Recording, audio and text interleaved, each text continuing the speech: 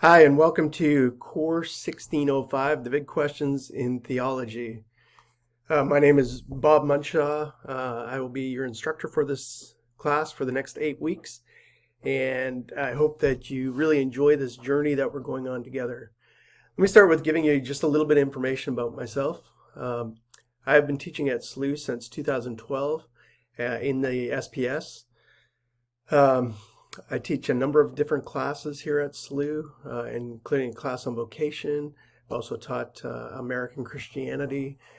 I'm married. I've been married for almost 31 years now. I have 4 kids, and they are all grown. My last one just graduated from college this past spring. So my wife and I are entering that empty nester phase, and it's exciting and a little crazy.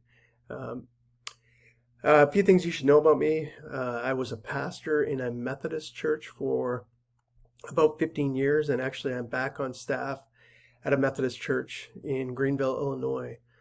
I do have a degree in theology from SLU, so I feel like I have a pretty solid handle on both Protestant and Catholic theology. And so wherever you're coming from, whether it be a Catholic background or a Protestant background or no church background, I feel like we can go on this journey together, and I can wrestle with your questions with you.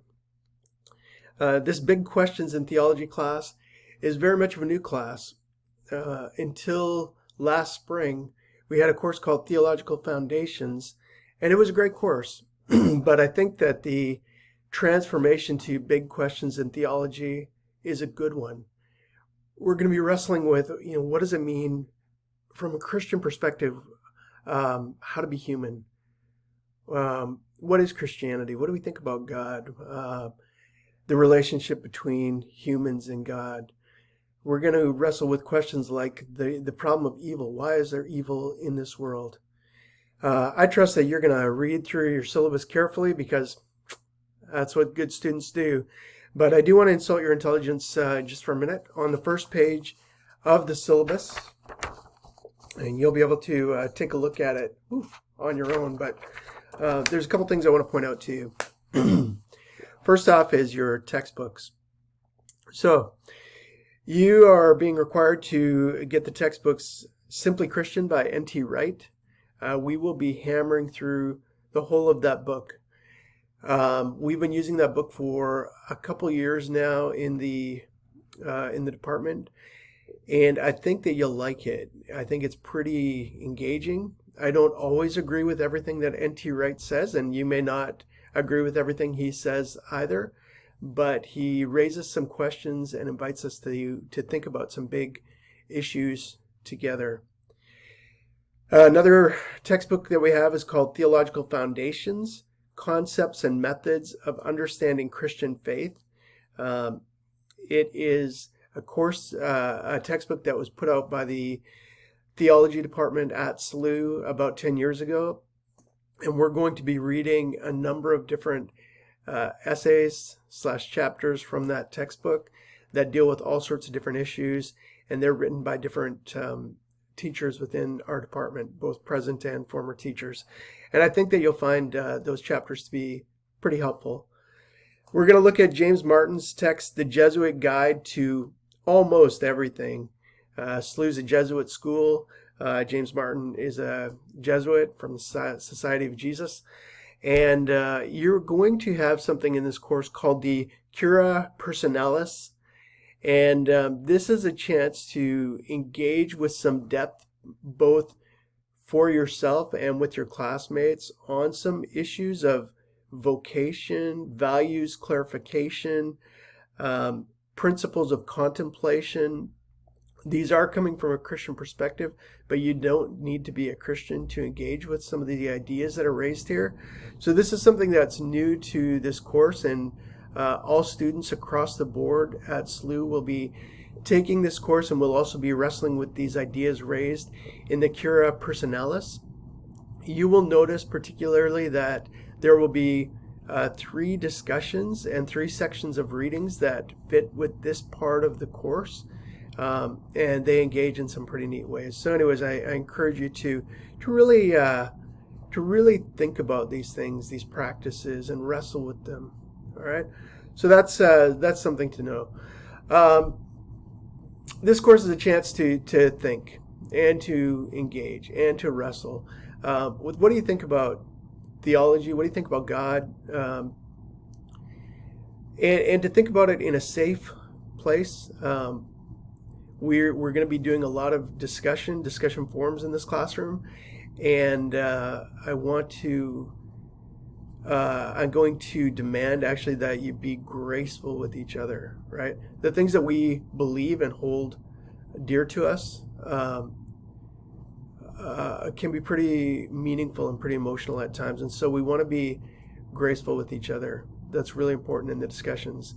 And I'm going to be monitoring those discussions. I'm going to be engaging in those discussions with you. I won't respond to every issue raised in every discussion, every comment that you write, but I will be involved in those discussions, jumping in and out and interacting with you. But be graceful with each other, be kind to each other, and know that we all come from different perspectives. We all have different backgrounds in terms of what we've been raised with, in terms of our beliefs. Some of us have been scarred by the church or by our families, and that's a terrible thing. So be kind, be graceful. Let's err on the side of grace with each other. You'll have a number of different things to do in the course. The discussion is certainly a big one. One of the things that I'm going to have you do this semester is to visit a faith community that is different than what you grew up in. So if you grew up Catholic, you could choose to go to any of the 40,000 plus Protestant churches that are out there. If you grew up Protestant, you can go to a Catholic church, an Orthodox church, any other kind of faith community that you're interested in engaging with. You'll just attend one worship service there. There's going to be detailed information on Canvas about what you're going to be doing in that. As you engage in the readings, I invite you to take some notes for yourself, do some thinking. At the end of the semester, you're going to have a reflection paper that invites you to take in aspects from all of the readings that we've done. So this is really important, right? Your friends on social media might consider themselves to be experts, might consider themselves to be theological geniuses, but they don't have a long historical track record in theology. And so as you do the final reflection paper, and I'll give you information again on Canvas about that final paper, you're going to be invited to think and reflect with depth with some of the great thinkers of the past and the present. That includes N.T. Wright, one of your authors in your textbook.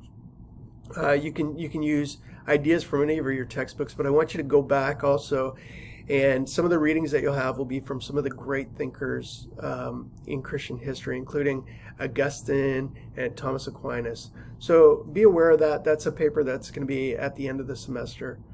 All right. This is a journey that we're going to travel together. You can reach out to me at any time. I've got my phone number on the syllabus. You're welcome to text me with questions. If it's after about 9 o'clock in the evening, good luck. I may be asleep by then. Email me anytime.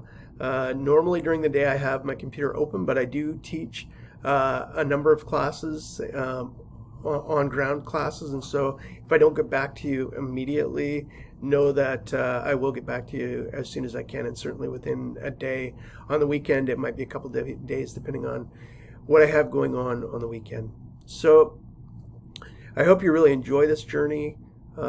If you have questions, please reach out and ask me. Yeah, I think it will be a really good class, and I look forward to engaging with you all in the class.